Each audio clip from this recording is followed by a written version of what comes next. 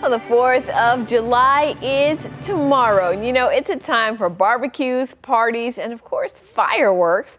And while taking part in these celebrations, it's important to keep your pet's safety in mind. ABC's Christian Cordero has some tips on how to keep pets happy, healthy, and safe during the holiday weekend.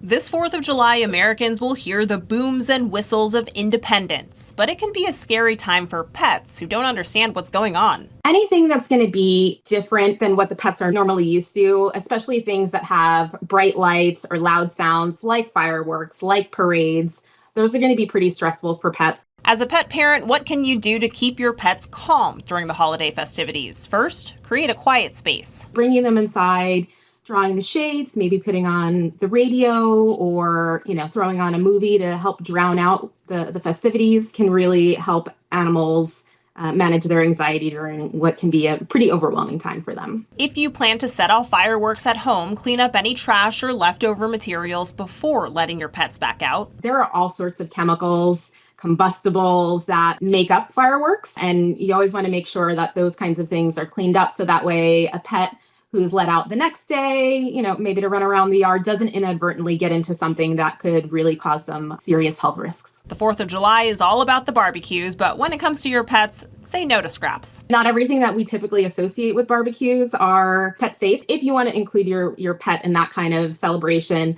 pet safe frozen fruits and vegetables, things like watermelon or blueberries, even carrots, can help them be part of the celebration. But in a safe way. Now is a good time to make sure pets have up-to-date ID tags with your current contact information. The 4th of July and the days right after are some of the biggest days for intake at animal shelters.